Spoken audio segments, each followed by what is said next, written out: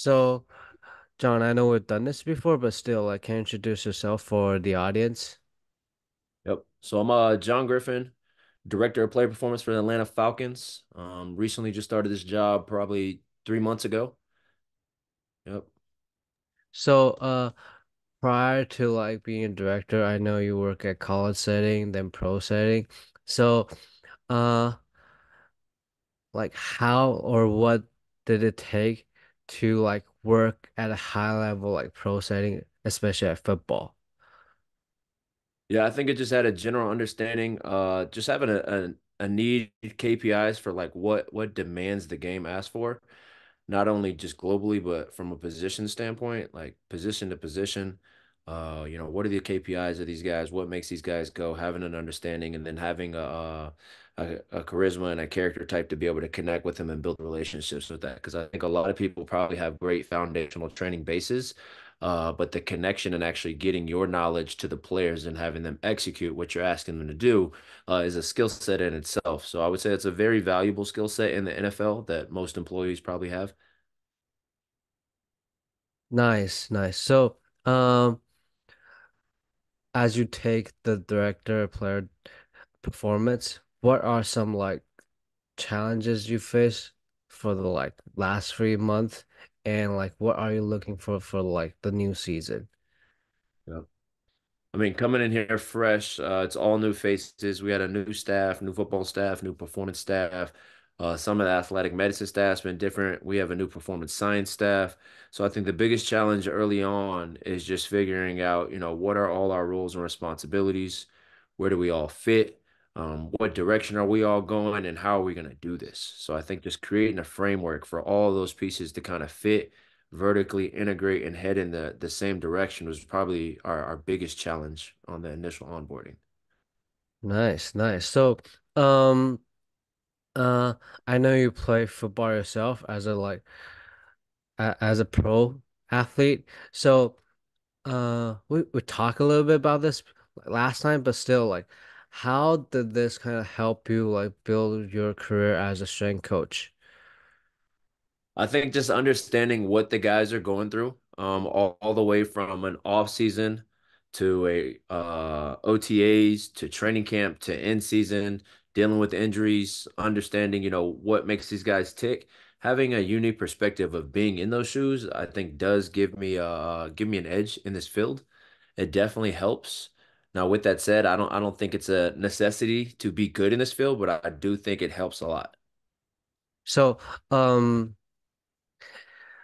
What when you were a player, what are the time you struggle, or what are some things you struggle to understand, or struggle to perform? Is Are you struggling to from injury standpoint, all those stuff? You saying like when I was a player, were there things that I struggled with? Yeah, yeah. So I had when I played, I broke my ankle. I had a high ankle sprain. Those are probably my two main injuries that I dealt with. I was kind of a roster bubble guy trying to make the team, special teams, anywhere I could. So I mean, those things can definitely be big setbacks, not only physically but mentally, especially when you're chasing your dream.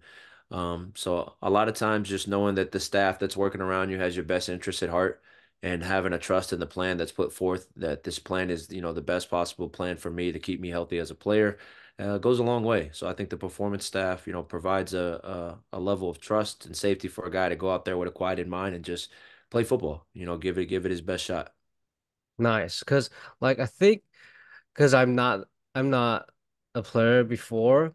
I'm not a high level player before, but working with athletes, especially when they're injured, feel like sometimes you need to be patient.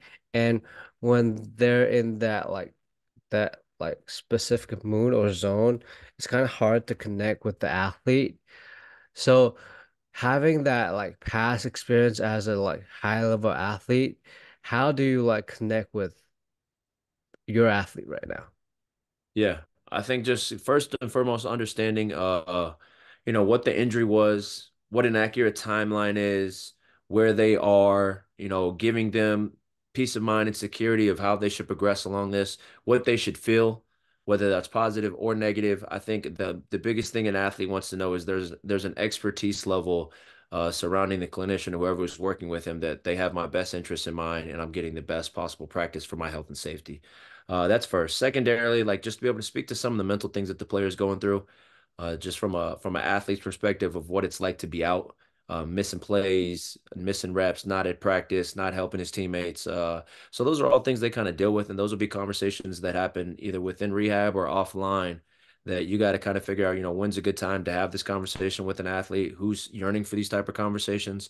And every athlete's going to be different through a rehab phase. Some guys are going to attack it head on, and you're going to kind of have to say, whoa, whoa, and pull them back through the process. And some athletes are going to be a lot more timid in the rehab process. And you got to kind of push them and give them confidence to move through that. Cool, cool. So the the next question also linked to like being a player and being a strength coach. So being a player, you probably already know how to do like all those like heavy lifting, Olympic lifting, like kind of understand like periodization.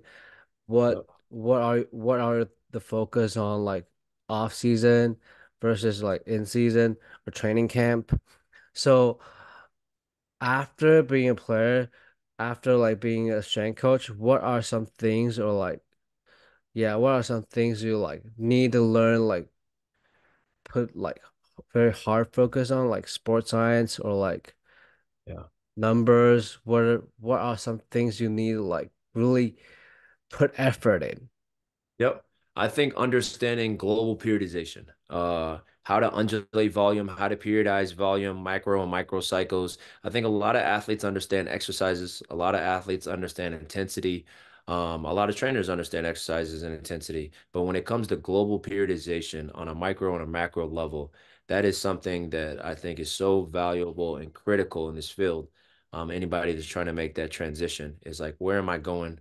Where am I coming from? Where am I headed? And that's global periodization from ground context to high speed yards, to A cells, D cells, total yards. What are we trying to do on a weekly level, daily level, monthly level? And how are we putting athletes in the best environment to thrive and be successful? So I thought at the beginning I thought the answer would be like sports science, understanding GPS, all those stuff. Is that like after is it after you understand like global periodization, it's like pretty easy for you or it's like those sports science stuff, is it hard for you to understand? Because there's like every year there's new stuff. Yeah. I mean, I think once you understand periodization and you understand global planning, it's significantly easier to utilize sports science. Sports science can be such a broad term, but I think all you're looking for is a checks and balances to monitor, drive, affect global periodization. Now, when you get into football and it's chaotic and you can't really affect the things on the front end like you can in an off-season program, you're using sports science to figure out where are we from a monotony strain standpoint, where from a high speed yards, are we inoculating the hamstrings? Do we have undulation in our practice days, in our practice weeks? Do we have high days? Do we have low days? And then you're pretty much just trying to put together objective data to either give recommendations or figure out how can I create an environment that kind of provides this undulation or optimization, even though football is what it is. Cool. So when you're a player, are you those kind of like athlete that don't want to do testing, don't want to do force plate tests, don't want to do like any numbers? Or Yeah. you're the kind of guy that, oh, I'm gonna do whatever the strength coach asks me to get better. Yeah, I mean, personally, I don't think I'd be a strength coach if I wasn't the latter of those two. But with that said, you got a team of sometimes 53 all the way up to 90 guys. Not every guy is that guy. So you're kind of breaking down barriers to figure out, what is this apprehension behind testing and why does it exist? And a lot of times it comes back to just a lack of communication or a lack of education from the organization to the athlete or from the coach to the athlete. How is this in your best interest to keep you healthy? How can you leverage this data to making decisions, inform interventions, to guide us directions where we need to go. So a lot of times, if you kind of just tell an athlete, "Hey, we're testing this," and you don't tell them why, especially in this generation, you are going to run into some players like that that are apprehensive towards that. But I think the biggest thing is just, making sure you're educating, you got clear, open lines of communication, and you're building trust with your athletes so they know whatever you're doing or whatever you're asking them to do, you have your best intention in mind. Do you ever need to like drag an athlete to like do a force plate jump or like specifically ask them to put on their catapult or like connects on? No, I mean every once in a while you're going to remind guys, but on this level, most of those guys want to have that data. They're actively coming to us after practice and asking, or actively coming up to us in lifts and saying, "Hey, well, my four step jumps, how are they trending?" So you got a cerebral group of guys in the NFL, believe it or not, that are very in tune with themselves physically, and they want to know that stuff. And a lot of times they'll search out for, and they'll be asking you right when they get off the field. So a lot of times you're not dragging guys to put that on. Far and few in between. It does happen every once in a while though. Cool, cool. So, uh, I know this like the same topic we kind of talked about last year, but like, uh, as for like speed training this year at NFL Combine, they have like 4.21. That's crazy speed. But like as far as like the season goes, like how much focus are you gonna put on for like just linear speed training? Yeah, I mean, it's going to exist organically within training. Now, with that said, I think you have two buckets of linear speed training. Like you have speed training that exists where I'm truly trying to get somebody faster for a 40-yard dash or for an event, and I have drills. And then you have another thing that exists where like I'm trying to maintain speed qualities throughout a long period of time, which may be 2 or 3 months. And a lot of times that's not drills. That's not exercise, that's not prescriptions. It goes back to that's kind of global periodization. Like you have to create an environment that speed can be prevalent. So if you're not in control of an environment that provides undulation, provides highs, provides lows, uh, matches themes of the day within the day, if all those things aren't in alignment, you can work speed as much as you want, but you're really just not fostering an environment for speed to kind of be present. So the main focus, the main time you're gonna improve speed is still like during the off season or training camp, and the in season is more about maintain, right? Yeah, it's going to be more about attaining. Now, with that said, athletes will push the needle in terms of driving speed and competition because Sundays is the biggest competition for those guys. And some of those guys, believe it or not, will take a 76-yard slant to the house. Some of those guys will run down on kickoff. Some of the guys will chase an offensive player down, and those guys will peak speeds in season. Now, you would like to see an off season when those guys are in shorts and a t-shirt and you're giving them open space to run, kind of being in those positions before they get there in season. But you will see often guys will drive the needle in season for speed. Some guys will PR week 12, week 13. That that's kind of awesome. Yeah, it is. It's awesome to see, man. I think it's an awesome experience for the players as well to get feedback from that. Hopefully it just comes on a positive play, what I mean, like a touchdown rather than chasing down a pick six or something. So is there gonna be like a huge difference between uh the player peaking speed at when they play and off season? Is there gonna be a like big difference between the speed? I mean, I think there's going to be a huge difference in the environment that it was created in. Like in the off season, a lot of times you have fixed constraints. You're in control of how many stressors there are. Work to rest ratios are optimal and ideal. Surface is optimal and ideal. You're giving players, critique while they're running. They're in shorts and a t-shirt. So like that's probably one of your safest environments to hit it. Whereas in season, it's chaotic. Work to rest ratios you have no control over. You don't know where they created the speed from. Did it come from velocity zero with an acceleration base behind it? Or were they already running 20, 30 miles? Or were they already running 20, 30 yards and then created that speed on the back end? On top of that, you have perturbations. You have curvy or linear component while they're running in game. You have fatigue, which is present. So there's a lot more stressors involved when they're hitting these speeds in season rather than off season. So looking at those like data, those like GPS data, besides peak speed, what are you looking for? So we're going to look at total yards. We're going to look at density of session, like yards per minute. We're going to look at A cells, D cells, player load with the catapult. When we have catapult, we'll look at that as well.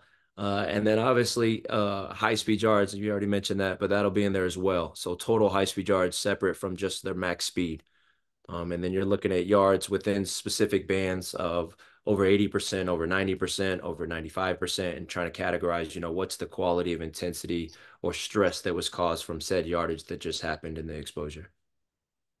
So, um, what are like those conversation with the like the strength staff, the sports science about like if the athlete is not hitting like maybe the yardage they need during the game, like Yeah. maybe they need a top off. Is it like after like is it like on Monday or like uh on during the week you need to like put those like Yeah. high speed yardage in? Yeah, we're gonna try to get that high speed yardage in through the week with the assumption that it's going to happen in game as well. So outside of just looking at daily high speed yards, we're gonna look at like a weekly total as well. So like, for a position group or a specific player, we're looking at driving a player or monitoring a player with and keeping them within a range of like total high speed yards of the week. Now, our practice exposures in the NFL are typically Wednesday, Thursday, Friday. So those are we play on Sunday. Wednesday, Thursday, Friday is typically your main exposure. So across those 3 days, we're trying to get a chunk of that range in, assuming that Sunday is going to be one of their biggest exposures, depending on what position they play. Now, if they're a DB or a linebacker, just positional demands for the most part, like those guys won't get a ton of high speed yards unless they're also two-way go special teams players, guys. Whereas a receiver, based off the offense that you're running and kind of trends that you've seen within players in the offense, you can kind of get a gauge of, this guy typically accumulates a lot of high speed yards in game. And then special teams guys, right away based off, previous games. Like these guys will get a ton. So that kind of helps you retroactively go back throughout the week and push guys a little bit to figure out, let's make sure we're getting a couple high speed yards in as it relates to what they're doing on Sundays. That may be 60 yards for one guy on one day. That may be 85 yards for another guy on another day. But it's kind of a song and dance skill, ebb and flow of just trying to figure out, guessing what they're going to get based off what they've done and then where do we need to drive them to or keep them under in season and throughout the week to make sure it's not too much or too little. Cool, cool. So outside of like sports science, outside of like linear speed, I want to ask another thing. It's about like a change of direction or like multi-directional speed. Like years Mhm. ago when I was at Exos, they kind of coach it at like uh crossover and shuffle, but I know it kind of like changed, it kind of evolved throughout the years. There's like more and more research talk about like different stuff. So can you like share your thoughts on like how do you view like when player change the direction? Like how do you categorize those movement? Yeah, so I think you have like your 90-degree sharp change of direction cuts. You kind of have your 45-degree coming right back downhill, and then you have kind of like your sharp angled cuts. And each one's going to have different demands from the body. I think your biggest bet is inoculating the player to giving them exposure to multiple angles within these cuts. And then also like allowing them to play in football. They use the vernacular low pad level. I think in the performance world, we're just, saying having control of the hip. So like, can I drop the hip in and out of decel, acel? Shin angles is what I'm looking at in relation to the hip as well. I think you're just trying to give athletes the ability to do that more often. Now, a lot of athletes that come into the NFL have that characteristic. They are elite at that already. If you ever watch these guys play basketball, like they are masters at changing direction. So I don't think many guys you're teaching how to change direction. If you are, you're probably slowing a lot of guys down. With that said, I do think you are, trying to create an environment in which you're giving them a bigger capacity to do what they do more frequently, more often, and being more robust in the positions that they do move in. So you brought up like dropping the hip. Can you like explain a little bit like why sometimes you when they change direction or like when they do decel, they kind of drop their hip.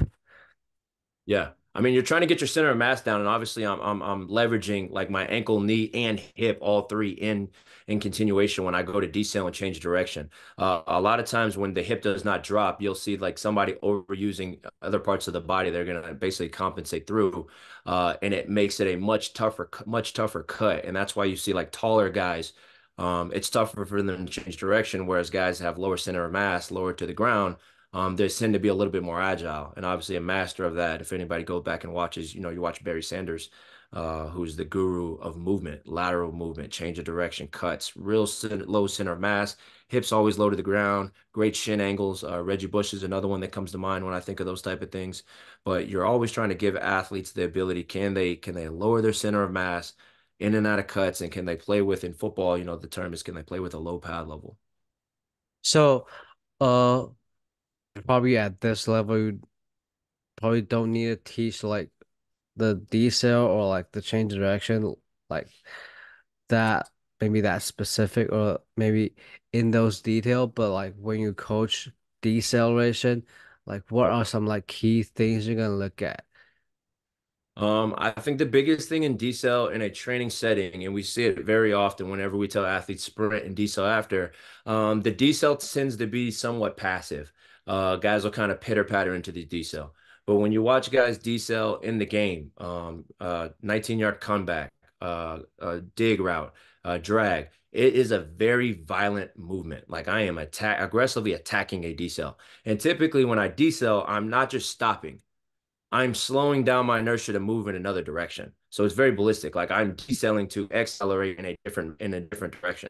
So a lot of times in off-season settings, we create this environment where we tell athletes to decel, and they kind of slow down to this perfect position, taking a lot of steps, and then they end up in a squat. I'm going to be a proponent of the opposite. Like I should be aggressively attacking a decel. And at the end of this decel, I should be in a position where I feel like I can accelerate my body or propel my body in another direction coming out of this decel. Like a decel should be violent. So, do you kind of like create that like environment like the or like using your coaching cue to like create that like violent decel or like use like rubber band or like 1080? Yeah, I mean, we've been comfortable using 1080, overspeed, bands, all things of that nature. But I think the biggest thing is to be able to communicate with athletes. Like you can use all the equipment one in the world, but the minute you say to a receiver, like snap down, like they know exactly what you're talking about. So just understanding the game, understanding the vernacular, which what their coaches coach them with, what they're being called to do, and you tell a guy like, "Hey, I want you to snap down at the top of an 18-yard comeback. That's exactly what I want this to look like." Ah, I know what that means. Okay, I got you. Boom. Now you're getting what you want to get out of it. So just understanding the vernacular of how they're being coached within their position and being able to apply that in a program, and you can kind of get across what you're trying to get across to them. I like this. I like where this going. So there's a lot like in our conversation you brought up a lot of times about understanding the game, understanding like the game demand. So uh for let's say for younger strength coaches, how important is understanding the sport they work with? It's critical, man. It's critical. Now, I think you don't want to lose sight of just having a generalist foundation of just understanding performance, just for any athlete. Every athlete should be able to squat, hinge, push, pull, lunge, all those things very efficiently, and you should be able to coach those things across any sport, any athlete. Now, once you start to get into a specialized state where you're training receivers, they're all going to require those things that every other athlete requires. But if you want to kind of go to that next step to get across to them and communicate to them what you're asking them to do, having an understanding for what they do and what it's called and what it looks like and the demands of what they do is just going to give them that much more respect when they're working with you, and also trust that they know what they're doing is going to translate to their game. So being a player, being a strength coach, and now being a director, um, throughout your like career, is there a time that you maybe look at the past season or look at the season you feel like you're not accomplished like what you want, and how do you deal with that like that feeling? I think everyone has that, man. Like anybody in an elite level of what they do who's driven, is constantly going to feel like they're not where they want to be. It's just a constant ebb and flow. And you're just constantly chasing that perfection over and over and over again. And you have this small window of time in which you may feel it, but it goes like that. And you're right back to kind of feeling like I'm not where I need to be. And I think that's what drives a lot of very special athletes. That's what drives a lot of special people in their field. And I think when you get a collection of individuals who think like that, Sky's the limit, and some pretty special things can be accomplished. Nice. But like, um, as a strength coach, uh, there's probably you need to like spend more time with your family, your kids, your wife, or Yep. like you need to spend more time like I don't know with friends. So how do you balance that? Yeah. I think just the way you go about your work, your frameworks and your process for how you do things is what makes you efficient. So as a staff, if you are in alignment with how we are going to do things on a daily, weekly, and monthly basis, when we'll meet, what the meetings will be, is it an efficient meeting? How we'll train, what the setup's like? Are we like-minded in our thought process? Does my staff have autonomy? That way, you don't have one person who's working on everything and everyone's waiting for that person to finish. I think your processes and your frameworks that you develop in-house will dictate your work to life balance. Because if your processes and your frameworks are efficient, they're effective, and everybody is in alignment with where they're going, you don't waste as much time or spend as much time on a daily and weekly basis chasing things. You're kind of all have synergy and you all know what's going on. You kind of think alike. So it gives you that much more time to either spend professionally developing, being a father, being a partner. It just allows you to do those things, which obviously I think comes back full circle and makes you a better coach in tune. So I'm always going to lean on, what are your processes? What are your frameworks? And is everyone in alignment with clear roles and responsibilities? And do we all know what direction we're going? Cool, cool. So, um, as a strength coach, work with high level athlete, work probably the elite of the elite. Um, the stress is like high, very high stress environment. How do you handle those stress and at the same time like uh switch the mindset from a strength coach to a father to a partner? Yeah. I think one, you just got to understand the job is the job. It's going to be a stressful job. It's very volatile. There's a lot of careers on the line on a daily, weekly, yearly basis. So you kind of know what you signed up for. But having an optimistic mindset, I think, is very critical. Not necessarily just being positive, but being optimistic. And the difference between those two is, optimistic is recognizing that there are kind of dark times, there will be difficult times, there will be adversity, but knowing that at the end of all that, that there is going to be a positive from this, like there is light at the tunnel, that we will come out on the other side of this, rather than just, going around and just being overly positive, which sometimes can come off as dismissive to things that people are dealing with. So just being optimistic in the field and providing that sort of culture and environment is very critical. Because then when you kind of go home, you can kind of let some of that stuff go. And when you Mm. let some of that stuff go, it allows you to kind of be a better partner, allows you to be a better father, allows you to be better when you're outside the building.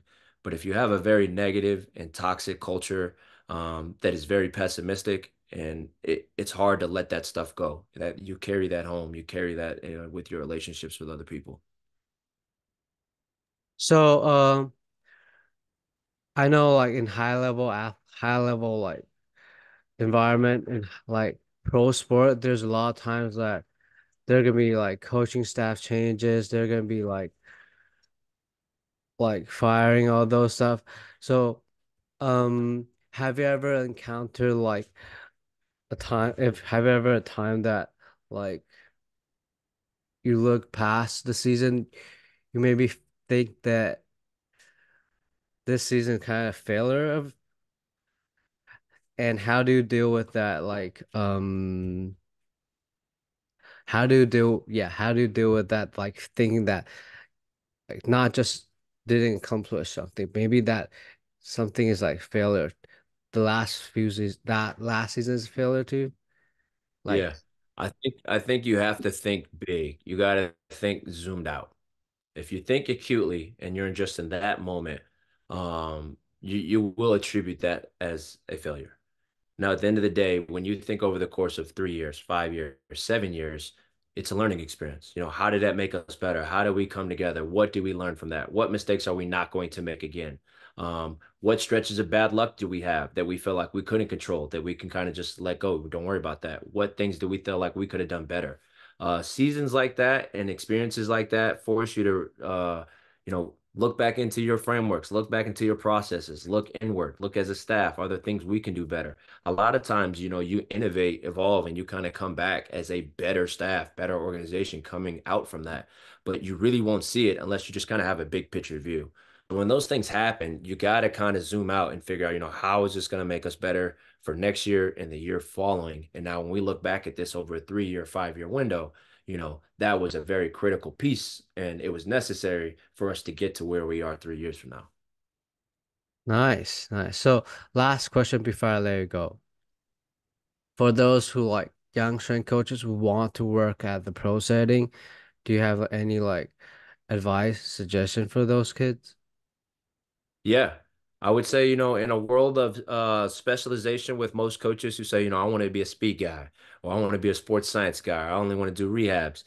Just understanding as much as you can about the nuances of performance as it relates to nutrition, rehab, physical therapy, strength and conditioning, performance science, bigs, skills, mids, receivers, O-line, D-line. Understanding and having a general framework for all of that is going to set you up that much better when you get to a position where you may be working in a specialized segment with just one of those. So going into a performance science or sports science role, having experience as a strength coach or a physical therapist working with all positions is going to allow you to leverage those skill sets within your performance science space to be that much better performance science. But I think a lot of people want to kind of jump into a specialized lane right now and become a master of that lane.